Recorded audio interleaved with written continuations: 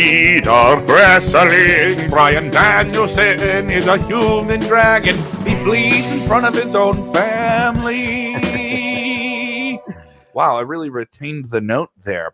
What's going on, everybody? It's Sportskeeda Wrestling. It's Rings and Rambles. We do it every Monday afternoon, a loosey-goosey time slot here, as we got some unfortunate news before we went live, which we will cover in this episode and so much more. If you hear the hum of a fan behind me, it's because it's 90 degrees in Chicago, which is like a Chicago 100 degrees. So if you hear the constant hum of that, it's because I don't want back sweat inside. We'll cover this, so much more. AEW All In was a massive show. What is the future of Bryan Danielson? He's the new AEW World Champion. That's an incredible thing. And we have WWE Bash in Berlin. Nick, how are you over in California, where oddly it's not as warm as it is here? Yeah, it's nice. You know, it's mid 80s here right now, so I'm feeling good. It's been a scorcher out here all summer, so I'm liking the weather right now. I'm sorry it's hot there, but you can have a little bit of that heat. I've had it all summer. Of course, we got some unfortunate news right before we were about to go live earlier about the passing of Sid Vicious, a WWE legend, a WCW, NWA legend. He's a guy who, some people say he's not one of the greatest wrestlers of all time, but I think he's certainly memorable and was in the mix during very, very popular times, peak times in pro wrestling.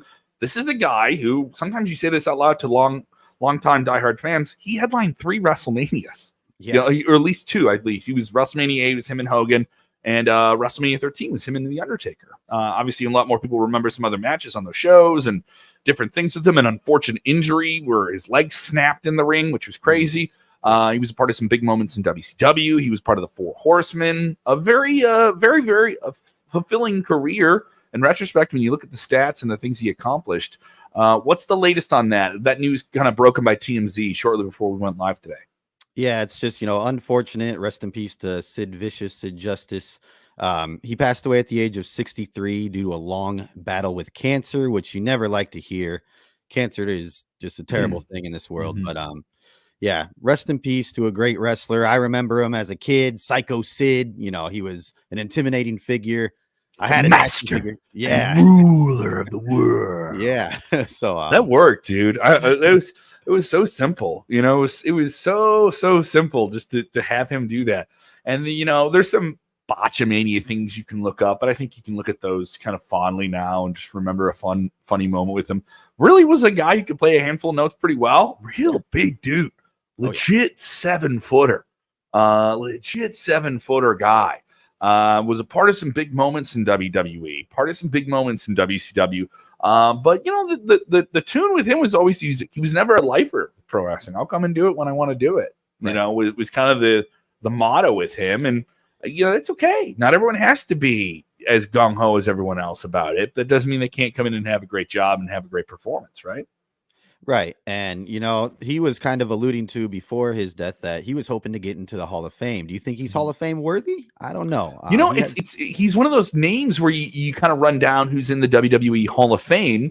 There's some names where you're like, oh, wow, they aren't in there. Or they didn't get to go in when they were still with us. Vader was a great example of that. I saw Vader get inducted in Texas. And the whole time I was like, he's a guy who should have went in when he was still with us. But sadly, sickness comes upon someone later in life, and then that happens.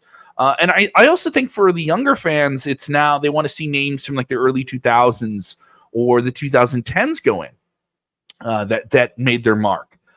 This is just me as a guy who's, a millennial. There's plenty of names, guys, from the 80s and 90s who still have not gotten their shine. And also I'll say this, there's wrestlers before our time that got those legacy inductions, which are just kind of like blanket inductions for a handful of names that weren't in, and we want to get them in, and here they are in. And right. I something makes me think if you're going to make the Hall of Fame more broad and legitimate, introduce these people to newer people. Like I'm a fan of like learning about wrestling before I watched about it. I love it that much. It's a part of what you and I talk about it constantly. There are wrestlers I read about that I never got to see wrestle. Yeah. But I can understand why they're a part of that. And for some fans who are like, Sid Vicious, big tall guy, oh, he's this meme, or he's not.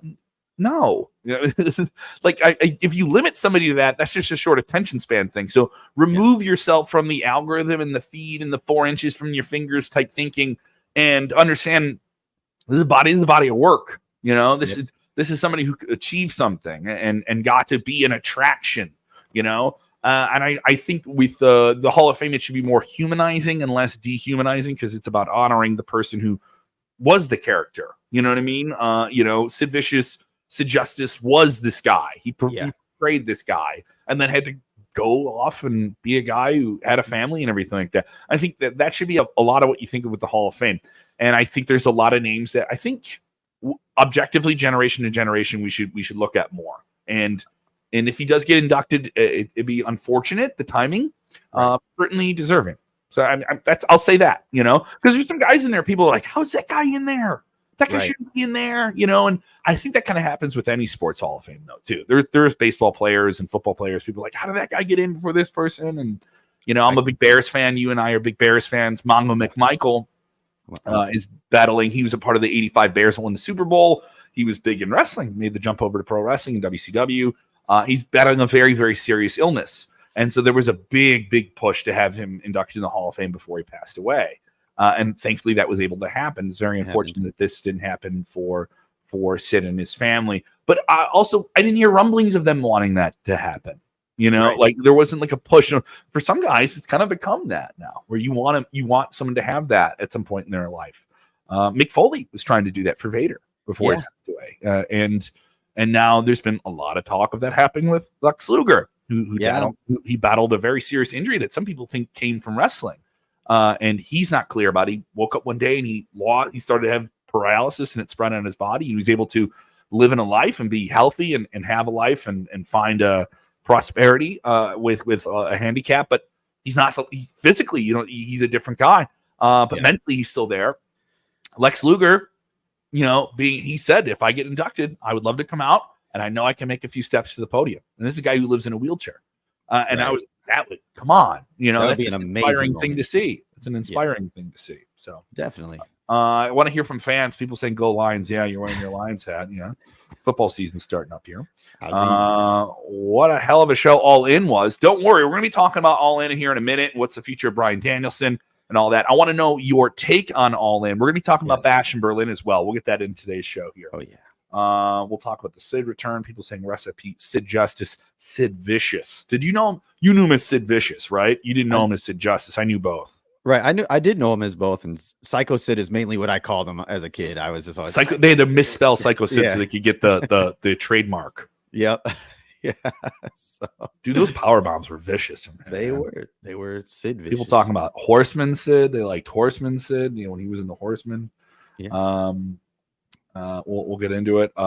More people ask about All In. We'll talk about it. Rest in peace, Sid, one of my favorite wrestlers. See, a lot of people pointing in here. People talking about the Hall of Fame and all those different things here. Want to hear from you guys about what is going on here. Here we go. Great memory here, Marvin. I appreciate this. I remember seeing his first match on TV in Washington, D.C. wrestling. Kerry Von Erich in world-class wrestling. Wow. That's another thing to think about with Sid. Like, this is a territory guy, too. He was a territory attraction. He was a world-class guy. He was in the NWA before it became WCW. He was in WWE, several different stints there. He went back and forth between WWE and WCW. Yeah. He got to go overseas and be a big star as well. This is a guy who did a lot. When you look at the body of work he had, this is a guy who headlined to WrestleMania with Hulk Hogan, headlined to WrestleMania with The Undertaker. And got to do some big stuff. Wrestled during the Attitude Era, too. Was a part of that big time, He was on with Nitro and was with WWE during that time. So a lot of crazy stuff there. And let me know what you guys are thinking here. So was more of a WCW guy. I guess you could say that, I guess you could say that. People asking us about All In. We'll jump into some questions with this. Matthew Larkins, what did you guys think of Sting's return at AEW London? All In, big news. We'll talk about the title changes and how successful the show was. Yeah, did it draw 80,000 people? No. Was it the biggest non-WWE wrestling show of the year? Yeah, it was. 54,000 is the expected attendance. That's the working number right now. Doesn't mean it's an accurate one, but it's a really, really strong number. Even if you paper that up by about 4,000 or 5,000, that's That's a strong number. A lot of people turning out for the show. You got to watch the show. I got to see a big chunk of it. I didn't get to see all of it. Yeah. I had life things, but I did get to see that amazing main event. Now, obviously, right before it, Jack Perry, that dirty, no good SOB, him and Darby Allin beating each other up with real glass. Real glass. And we gotta yell "F you, Punk" when he's out there because of the real glass thing, and then he has to snicker at the TV. They had to do that. All right, they got it in, and then if they did, they brought up glass. Anytime they bring up glass, people are going to say that. And so, he cheated and won, and Darby lost, and he gets put in a body bag because that's all freaky and weird and all that crazy stuff. Here comes Seek and Destroy, Metallica, and they're going to burn that casket with the Young Bucks there. And thankfully, the Stinger had to come down and save the day, coming out of retirement to save his little makeup buddy, his little corpse paint bud, Darby Allin. What did you think of that? I thought it was a great moment. Nobody really expected Sting to come back. He said he retired, but he just said he retired from in-ring action. Now, there was a little in-ring action there, but thank God he came down there because I did not want to see that casket get lit on fire. I can tell you that. But yeah, love to see Sting come back and help. You're copying from WW. If they like the casket on fire, they're copying WWE. They don't have any original ideas. They're copying WWE. WWE did it with the Undertaker and Kane in 1997. They did. I don't know if it was 97. So. But yeah, I wasn't. I think it was 97. It was Bad Blood. I think they did that at Bad Blood. Did they do that at Bad Blood? I think it was Bad Blood. Yeah. But yeah, I mean, I didn't see a way out for Darby Allin there, and they've already lit Jack Perry on fire once. I was like, I don't want to see anybody else get lit on fire here. But yeah, it was a good match. Also, when they poured the gasoline, they poured it on there, and then they poured it inside. Yeah. If that, I mean, while he's in a body bag. He's got to be breathing in some heavy fumes there. I mean, that's got to be a hazard on its own. I kept saying, open that casket up for him. Let him breathe a little bit. There's gasoline in there. Jonathan Carpenter from the SK family. Thank you so much, John. Appreciate it. Appreciate it, buddy. Darby roasted would have been a sight to see. Here's the thing. Darby probably wanted to do that. Noting how crazy the guy is. Yeah. But let's get into the main event. Lionel. Well, quite the UK name. I'm really happy Bryan Danielson won the AEW World title. I know his family is just as happy. What an ending. What a feel-good ending. All right. I did think this was an up and down story to get there. Bryan Danielson in the post-show press conference noted that his opponent, the ice cold Swerve Strickland, who came out with a big entrance, and he had all the rappers rapidy doing them down to the ring. Yeah, Bryan Danielson came out with the once in a while rights to Final Countdown, and this was his Final Countdown. It was a career versus title situation. His family was at ringside. They were certainly a big focus of the story of the match. He bled in front of his own children and his wife, Brie Danielson. This was a spectacle. The match before it had broken glass, a coffin, gasoline, chairs, everything. But this match meant more. There was a match with about 12 different guys in it and ladders and different stuff like that. We're not going to run down every match in the card, but this match mattered more. There was a match with about 30 guys in it and a big return. Ricochet's in AEW. We saw that coming. Great. Nigel McGuinness made his return to the ring after 13 years. What a wonderful pop. Probably one of the biggest pops of the night, but maybe the biggest pop of the night was Bryan Danielson winning the AEW World title. What a moment. What a feel-good moment. An incredible use of a guy that people already know from WWE. An incredible story of a guy who's been through so many different injuries. A guy who's legitimately in the twilight of his career, where the time he has in the ring is incredibly limited, and there was talk of this would be it. So the AEW was effective in making the conversation, will he or won't he? And if he isn't, this is it. They had enough of that, and the match was incredible. Big ups to Swerve Strickland. Great guy to be a champion. Great guy to put the title on a babyface. You need somebody to play the role. He played it very, very well. Oh, yeah. And I love this match. One of the best AEW main events this year. I really, really do think that they have had some great matches. MJF and Ospreay were good. Yeah. They weren't as good as the TV match they had, which I guess is they have to do matches like that on TV with the position they're in. What did you think of this? This was absolutely fantastic. I know there's some downer times with AEW here and there, and the houses are down in the States, but 50,000 people, big crowd, big emotions, everything executed perfectly. And one of the best wrestlers of all time has a great match and wins a world title. Yeah, I thought the whole event was great. I watched it from beginning to end. I was entertained the whole time. AEW always seems to deliver on their pay-per-views. And the main event, of course, was the cherry on top. Swerve Strickland was very over as well with the crowd. He played the bad guy perfectly, but the crowd was still chanting his name. And then for him to go over to Bryan Danielson's daughter and say, "Look, this is your father." That was crazy. But I love the match. Bryan Danielson coming out on Those top. are working kids. Working kids. It was great. Those aren't real tears. Those are working tears, buddy. Yeah, but up and down the card was really good. Very entertaining. And I love that Bryan Danielson won. I did predict that he was going to lose. I thought he was going to lose and step away for a little bit. But I think this is a better scenario. Well, that can still happen. It can definitely happen. I mean, he won the title. They can still do that. Yeah. So word coming in. Want to hear from you guys here. Want to hear your take on this. Want to know what you guys are thinking. And how you guys feel about this. Pierre, how you doing, Pierre? Donna? Always like to see you, Donna. Pierre says, I'm going to say it.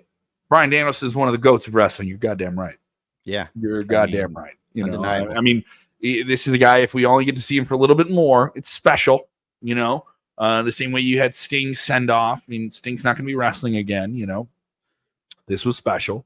And you get to see Bryan Danielson do this. I don't think he's a guy who's going to WWE anytime soon, or at least anytime soon. You know, Hall of Fame. We were talking about the Hall of Fame earlier. That's a lock. Bryan Danielson will go in the Hall of Fame. It's just a matter of when, not if, and when he's contractually free to do that. Right. So that was a moment. So what about poor Chris Jericho? Chris Jericho came out to Fozzy. He had the big spectacle stadium entrance. Yeah. But he was still doing the learning tree. Hey guys. Yeah. And of course he took on Hook, the son of Taz, who was in commentary. Hook was able to put in the "Got that to me, got that much of me," the reverse chokehold. And Taz got some action too. I mean, he was out there to help his son, so that was good to see Taz. And of course, he won the FTW belt back. Mm-hmm. Weird scene at the press conference afterwards.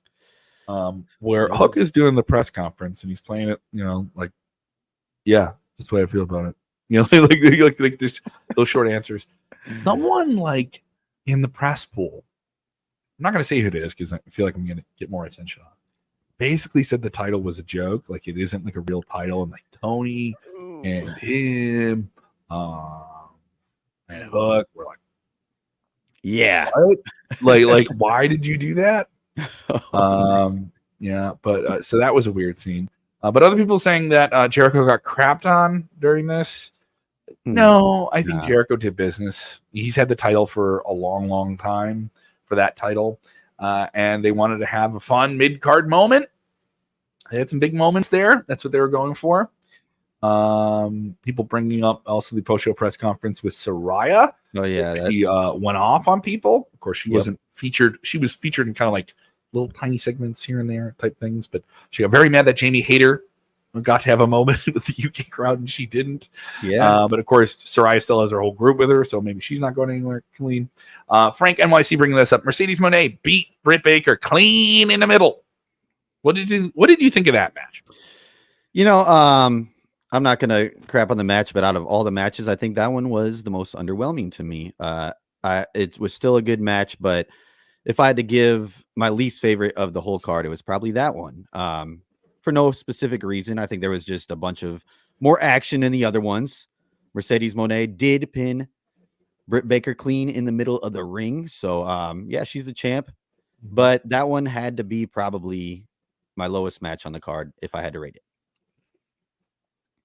You put a lot of TV time into that one. Yeah. Put a lot of TV time into that one.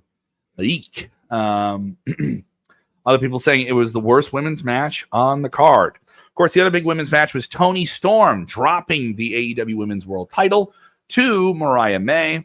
They filmed a segment where Mariah May kind of did a funeral for her at the press conference, and then they did some stuff for social where Toni Storm just kind of stormed out of the building. It was all black and white. I don't think you've seen the end of Toni Storm. You know, maybe they reboot the character. Maybe they do something different that isn't old-timey movies. Maybe now she moves from like 1930s, 40s movies to like she's like 1960s, 70s movies. So just keeps catching up. She's got to keep going. That was a good match. She does all the nostalgia trips, so she can have all that stuff. Pierre Paul gives the show a 9 out of 10. Give us your 1 to 10 on this. Other people who are with us live, give us Frank gives it a 7 out of 10. If you're watching on demand on the YouTubes or the Facebooks or on the podcast, give us your 1 to 10 rating on AEW All In. What do you give this show? Ooh, I would give it, for wrestling alone, probably a solid 8.5. I like that. I'm gonna give it an 8 because there were some matches that left more to be desired. There was some fun spectacle stuff. The crowds are amazing in the UK. I always enjoy seeing these crowds that don't get wrestling like every other week like we do, and they make it count. And they want you watching somewhere to know that they're delivering. So I'll give them that. More from the fans here. Kwan giving it 7.5. All right, so he's right not around. I'm not seeing many bad ratings for the show. No one's giving me anything lower than a 7. Right now. So I appreciate that. No one's going lower than 7. Tony Gobbett give it an 8.5. People get an 8. Christopher Ryan Cooper, CRC. Strong 7.5. Didn't get Christian winning that title shot. Excuse me, burping. Yeah. Of course, Christian had a big night. He was in the Casino Battle Royal, got beat up by everybody. Was able to win that chip to be able to cash in a world title shot at some point. He's probably the most over non-main event heel they have. And then his trios crew kind of messed up the whole scenario of trying to win that ladder match, which was won by the BCC with Pac, who I guess. With Pac, yeah. The ladder match was fun, but it felt like a schmoz. It felt like big spot, big spot, big spot, big spot, big spot, big spot, big spot. It was fun. And I don't want to make fun of guys who are throwing their bodies around like a shopping cart, but I don't know. People saying solid pay-per-view, great ending. Yes, the ending was incredible. I enjoyed the ending. I think that really made the show too. Ozzy giving an 8.9. Tony saying Bryan wins the world title. Jamie Hayter is the man. There was a lot of response to this Jamie Hayter thing from people that don't follow AEW, that just look at wrestling Twitter. And they're like, it was like AEW, we're going to get, it was like AEW : we're going to get you guys Becky Lynch. And then it's like, Tony Khan, we have a Becky Lynch at home, and she came out and she had red hair, and she's a UK women's wrestler. So she's like a knockoff Becky Lynch. Shut up. Sheesh. Shut up. Sheesh. So think it, don't type it. Right. Think it, don't put it out there. Keep it. Keep it in the apartment building in your brain that doesn't have many people renting it currently. All right. And don't put it out there. It was a dumb take. I know a lot of people are thinking that maybe she would show up because Becky Lynch is without a contract, but Ricochet showed up. Made a big splash. This was expected. He has signed a multi-year deal with AEW. What do you think of that? Oh man, he looked good out there. We knew about this one. Yeah. It was just expected. Yeah. We knew it was going to happen. The pop was still big, and I mean he was running things out there. I can't wait to see a match between him and Will Ospreay again. You know, Will Ospreay already said that he's glad he's there and he loves him. But Ricochet in AEW, I think, is going to be a good thing. He looked very strong in the ring. They're going to make him a big-time player. And I think it's going to be great for his career moving forward. Marvin saying Nigel McGuinness coming back. Of course, a huge UK wrestler who, due to getting sick a long time ago, couldn't compete in wrestling. I mean, he could be around it and be on commentary. That was his role in WWE. Never got to wrestle in WWE, by the way. He was only used as commentator. Right. Has been with AEW for quite some time, utilized on Collision. This was expected at the first All In, maybe. And then he was really going into Bryan Danielson. Mainly that's because they have some history from Ring of Honor and they like kind of bringing that up. But when he came out in a Battle Royal, that's where you can utilize him if he's a guy who's not going to wrestle all the time and he has, health issues or health concerns, rather. And this is, somebody who had to be cleared. He could live a life. But the health issues he had, you had to get cleared by a lot of different sports commissions, wouldn't let a guy like that wrestle. So, weird scenario, but he got to go out there and have a big moment. Huge pop for him. Huge pop for him. Yeah. Well deserving, too. Well deserving. Want to get to all your questions. People want to know Luchasaurus going to turn on him because that was something they teased in the Casino Battle of Gornarel. I think it will never happen. No, I think that will happen at some point. Yeah. Maybe cost them that. Want to hear from you guys. A lot of people with comments here about AEW All In. So I appreciate it. Good show. Yeah. Definitely something they need. They announced this big event they're going to be doing in February in Australia. They'll be doing the AEW Australia. This is going to be a stadium show. which is a challenge for them. They're doing 2 stadium shows next year. They announced AEW All In will move to Houston, Texas, in the 30 to 40,000 capacity home of the Rangers. What do you think of that move? Big stadium events for AEW. Yeah, I mean, they're always going to bring it when it comes to pay-per-view. Now, moving All In from the UK over to the US, we'll see if they get that big crowd that they had over there. But they claim they're going to do an All In at Wembley in 2026. Okay. I did see that they're going to do Forbidden Door over in London next year. So that's, but they did not say it's going to be at a stadium. My assumption is that's going to be in an arena, which Probably. is a better play. Yeah, exactly. Yeah. But I mean, it's good. I think that they will sell out a good amount of the seats there. Like I said, they always deliver when it comes to pay-per-view, and wrestling fans are always going to show up. So, all right, coming up, we will do some big WWE Bash in Berlin news that is coming up within the show. So if you're just joining us, late, we just covered AEW All In Australia. Let's talk about Bryan Danielson. Obviously, he had the moment of the night, and that was special, but it was not made clear in that press conference where he's on stage still with crusted blood on his face and his daughter in his lap, and they're just like, hey, yeah, daddy bleeds at work. It was just a wonderful moment. And there was questions from Dave Meltzer. They were kind of cutely nodding around this, like, what's the deal here? Because you're supposed to be done as a part-time wrestler. He said he wanted his children to know that he can still keep doing this, but his family doesn't want him to.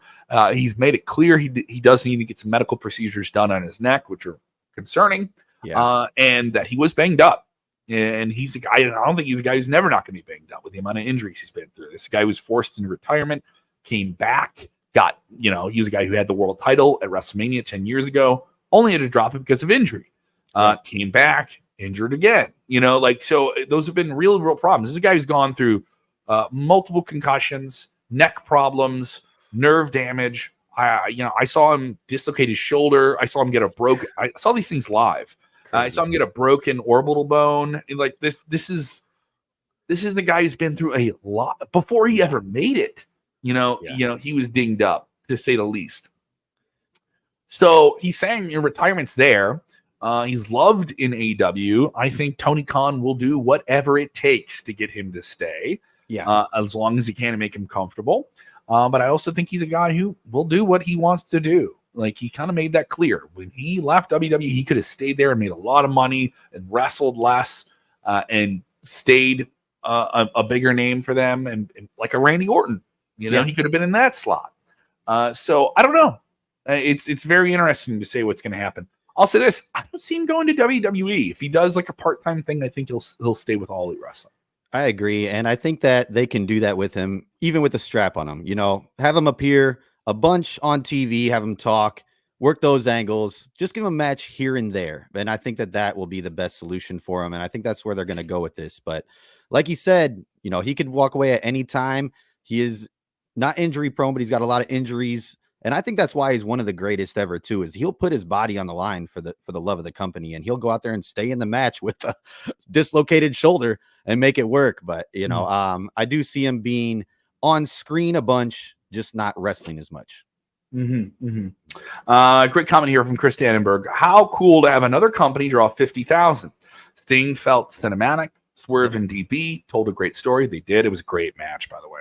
I don't want to give Swerve enough flowers in that. He made that work, too. Yeah. Ospreay bringing back the international title was a great, fun matches. So, good feeling, and AEW needs it. They've had a rough patch here, so this is good stuff. But, we'll find out more on Dynamite this week in Champaign, Illinois, a couple of hours down the road from me. They're going to be in Tony Khan's backyard. I guess his whole family kind of grew up around there. So, nice. Yeah. Where the here we go. Of Illinois is? Yes, it's the I went to it was like one of the first handful of Dynamites they had there. Nice. And I already made the trip down there, and it was a fun show. It's a deceptively small arena, but it's really nice. It has like a dome stadium. I saw Nine Inch Nails play there. It was really cool. Cool. It's where the basketball team plays. Yep. So of course, we did talk earlier about the sad passing of Sid Vicious. If you're just joining us, we kind of cover his career and the mark he made. You can join on that as well. Want to hear from you guys on all the different things that are going on in the world of wrestling, but we also have putting going on with WWE this week, as they will go international with the Bash in Berlin in Germany, Deutschland. This is going to be a huge event for them. This is their first major premium live event in Germany, and it'll prominently feature a handful of big matches. They're building to this with an intercontinental title tournament, which I don't think will conclude there, but they'll build off of that. That's kind of the way things goes. This is an odd time to stream the show, 11:30 a.m. in the Central for me. What do you think of this show? Because there's some matches that are really being kind of cobbled together. We're going to see more. We're coming to you on a Monday. I think this card will be filled out by the end of the week, obviously. Yeah. I'm excited for it. I always like the international WWE shows as well, and it's going to be on at 9:30 a.m. my time. So I'm going to wake up with some cereal like a little kid on a Saturday morning and watch my Saturday morning wrestling, baby. Yeah. Saturday morning. I'm all down for that. I'm conditioned to that since I was a child, man. Hell yes, sir. WWE Superstars, channel 32 on Fox WFLD, dude. Exactly. So yeah, I'm excited. Yeah, I can do stuff later in the day on a Saturday. I get my wrestling in early on. Yeah, it's going to be a great card. I'm looking forward to the Gunther match. As you know, he's I think Gunther's going to take this one. I do think that, but there's a lot of great cards on here, or a lot of great matches on this card. CM Punk versus Drew McIntyre with the strap match. You got Damian Priest and Rhea Ripley versus Dominic Mysterio and Liv Morgan. It's going to be more of an angle than a match. Definitely. But Cody Rhodes versus Kevin Owens, I expect that to be a good wrestling match, but Cody's going to come away with the strap there. There's a lot to be done on this card. I think this is a deceptively strong card. This is a show that kind of, it's weeks after SummerSlam, right? And I think this is a card that's going to sneak up on some people. Yeah. I think this is a card that is there's going to be some people who want to turn some heads. I'll say this. I think Cody Rhodes hears people saying, you're a fun champion. You're no Roman Reigns. You think it's time? No, I think he turns it up. Okay. I think Kevin Owens and him are going to be like, all right, we're going to prove something to you. No Roman Reigns in the show. We're still going to bring on bangers, I think there's a chip on Cody's shoulder. I was the guy to do this because I was the right guy to do this, and I'm going to bring this down. The deceptive, will Kevin Owens be good or will Kevin Owens be bad, is an interesting angle. Yeah. I wish they had more time to build that. But you have one chapter ending and you got to start a new story. I think if this show was like 2 weeks after, maybe it would have been a different thing, maybe they would have been able to. So I would say that's kind of maybe, but hey, you're not going to turn down getting a big stadium offer from Germany to do this and make these things happen. I do think they can tell that a lot of that story in the match itself. Yeah. And we'll see more SmackDown this week, but Kevin Owens, Cody Rhodes, it's going to be a special match. But I think the bell of the ball here is going to be Gunther. Gunther is an Austrian coming out in Germany with a world title against Randy Orton. He's going to chop him down. This is going to be, is Randy Orton on his last legs? Came back, but does he still have it in the tank? And Randy Orton can lose and get pummeled, and he's still going to be Randy Orton, everybody. Right. So, Nick bring this up as well. WWE pay-per-views are now better that they are on Saturdays. Hey, good call. Agree. And when this was happening, I was kind of like, I like it on a Sunday and then I work on Monday. But it's more of an international thing. A lot more people I talk to are loving the idea of these shows being on a Saturday because at least they can stay up on Sunday and it isn't ruining their Monday. Yeah. We have the guys we work with in India 12 hours ahead. This show will be starting for them around midnight. So it's not awful, It's way better than 4 a.m., way better than the 6 or 7 p.m. our time, 4 or 5 a.m. their time. I can't remember the time difference, but it's around 12 hours. But, WWE is an international company. They're going to do this, if we get a WrestleMania in London, they're going to do something like this. And it's doable. AEW's proven you can do these shows and it's functional, and I think you can get enough of the audience, and WWE's audience is way bigger. Yeah. Kevin, college football this weekend, which gets going, and then you're gonna have NFL season's gonna be back. Mm-hmm. Is the play for a Saturday to stay away from like football? I mean, college football Saturday is the big thing, right? In the United States, a lot of people tune in for that. And then college football, pro football is Sunday. There's some NFL games on Saturday. Am I correct? Like there's one or two, but not like the full fledged of everything that you get on No, it's down towards the end of the season is when they put the Saturday games. But yeah, college they do football, they do those games where they'll move them. They'll move them Yep. so they can get a bigger, different TV audience or something like that too. Right? Yeah. But I mean, college football coming back this week. They did have a few games last week, but this Saturday is pretty much the main comeback. Yeah. So it will be also, competing. They're on right in the middle of some of those games too. Yeah. Like starting at the same time. I know that, you know, I'm from the Midwest. I follow the Iowa Hawkeyes. They play at 9 a.m. on Saturday, and then you have Bash at Berlin at 9:30. So, you know, there's that. People are going to choose one or the other. I'll be watching wrestling. Sorry to my Hawkeye fans, but but yeah, it is going to compete this weekend for sure. So we'll see how the numbers go with that. But I still think that WWE is so hot right now that they're going to do just fine. Want to sneak this in? Jay Feliciano, tip of the cap to him, a man who knows a thing or two, more than a thing or two about pro wrestling business. New Japan Pro Wrestling going to have Capital Collision on Friday, by the way. This is something that was mentioned. Mercedes Moné will be on that card. She will be defending it. I think she keeps that title. Yeah. I think they pull some big angles, New Japan. I think they like doing a big angle or two. I expect something like that on this card, maybe even an announcement of something bigger or two for the rest of the year. They usually tend to announce another big show in the United States, so keep an eye out for it. I do think they'll set up something on that show for All Out as well. So All Out will be the weekend after. That will be in Chicago or the greater Chicagoland area, to be clear. It's going to be in Schaumburg. It's an hour away from Chicago. And it's going to be at the Now Arena. That's the arena they have the original All In at. Not the United Center. Playing a little bit of a small arena. Better play. Tickets moving well for that. And then, so that's what's going on. But back to Bash in Berlin. I know we're jumping around here. I want to get to some of the comments because we have people talking to us here. Anything can happen on Raw tonight. It's true. Drew? I said it's true. It's true. Anything can happen on Raw. They have a lot of guys who are not on this card for Bash in Berlin, by the way, so far. But isn't that any pay-per-view? There's no Braun Breaker, but Braun Breaker had his moment at SummerSlam, right? Yeah. Women's tag team titles. Okay, they're putting that in there. Cargo, Bianca Belair. Maybe they break them up against Unholy Union. All right, we're seeing that. Leather strap match. Let's get to this one. CM Punk, Drew McIntyre. I rewatched Punk versus McIntyre from SummerSlam last night because there are some people being really critical of it. And I remember watching and thinking like, oh, this is unique. And then I kind of get some of the criticism. The whole match was built around that bracelet that had his wife and his dog's name on it. And he had him in the Anaconda device, and then he sees that Drew McIntyre is wearing that bracelet. And then he releases his hold. Give me that bracelet. He gets booted in the face. Seth Rollins is the referee. A little bit too much shenanigans in the eyes of some people. I still thought it was a good match. What do you think? Some people say this is cooled off. Did a video for the Sportskeeda Wrestling Snapchat where they say it's still interesting, but as a cool off because they've been going since January, basically, even though they've only had one match with this thing. I see this thing ending at Royal Rumble. I think that they're going to continue it. They're going to go a year. They're going to go a year. I think they're going to Rumble. It's going to be squashed there, and then they're going to move on to the next. I don't know if they can get it to go that long. Just me. Right. Well, I'm saying the new rivalry with somebody else will start. Oh, yeah. Okay. It switches up there. But I think they get to Bad Blood. Bad Blood is the last thing. And maybe they're in the Hell in a Cell situation.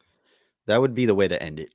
Hell in a Cell. Leave it all. It is also worth noting, CM Punk, big attraction in Chicago. I know I make it about Chicago. He is advertised for the October 1st WWE NXT, which is an arena event for NXT. Very rare for them to do that. It's going to be at the Allstate Arena. Now, they're not using the entire arena for that show. The capacity they're shooting for is about half, but they could expand it based on tickets moving. But tickets have moved well. And so I can see them adding something to that. Is this Bash in Berlin thing going to be another thing where you this going to go beyond this strap match? So honestly, it's just a matter of, is it a fun, interesting story leaving Berlin to go to another match? I mean, that's going to be tough. You know, that it has drug on, like you guys said, but I do see them being able to work an angle here where they're going to get another match out of this, you know, but there might be shenanigans that happen here. Shenanigans. You never know. That crazy place by the mall with the weird stuff on the walls, and we get potato skins. Yes, they'll be making an appearance. They're gonna have a food truck out. It's right next to Bennigan's, right next to the Olive Garden. Yep. People saying this, he wins to head up Hell in a Cell Part 3. And yeah, if it's Hell in a Cell, it's got to be Bad Blood. So I did say Royal Rumble, yeah. but Bad Blood is but Drew versus Punk, Hell in a Cell makes a lot of sense. Yes, I did hear. Punk's not going to wrestle all the time. You want to do these big brutal matches, you know. Other people were very critical of him moving. Oh, he wasn't as fast. Yeah, he's not going to be as fast as he once was. What made you think he was going to be fast? But I thought he looked good. He's huffing and puffing a little bit here and there, but he looked all right.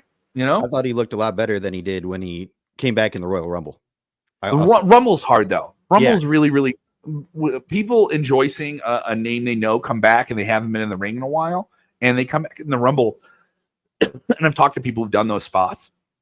It's very, very hard because you're very, very conscious of how many other people are in the match and how many other things you have to. This isn't just you and one other person, right? And I think it made it a little bit easier for him. Yeah. Cash Kelly says, "Love you guys, love your page." Thank you so much, Cash. Appreciate it, man. Thank you, man. I really appreciate that. There we go. Someone bring up Kevin Nash, Triple H, Kevin Nash, Bad Blood 2003 is CM Punk versus Drew McIntyre, Bad Blood 2004. No, because that match was not good, and the story was wonky. I don't think this thing is fallen off that hard here. And so here we go. Thank you, Marvin. I appreciate all the love. Thank you, all the love. If you guys enjoy these streams, hit the like button. I know that seems silly, but it is an internet thing that helps. We all get tired of hearing smash like you should, but legitimately, it does help. It helps. If you're watching this on Facebook, we have a very, very strong YouTube presence with some very great deep dive videos that are fully produced with voiceovers and stuff like that. I did a video that we dropped last week that did all right. All right. And this is about hot takes. And we're trying to really get that going on the channel where everyone's got a hot take on something. And if you drop it in the comments, I'll tell you whether that's a hot or cold take. Hot or cold take. Cold take, hot take. I'll let you know about it here. We'll let you know. Here we go. Thomas. TV Dub saying, great show, guys. As always, keep the great work. Thank you, Thomas. Thank you, buddy. And Cash, and he'll follow us on YouTube. Thank you so much. That's what we're looking for, buddy.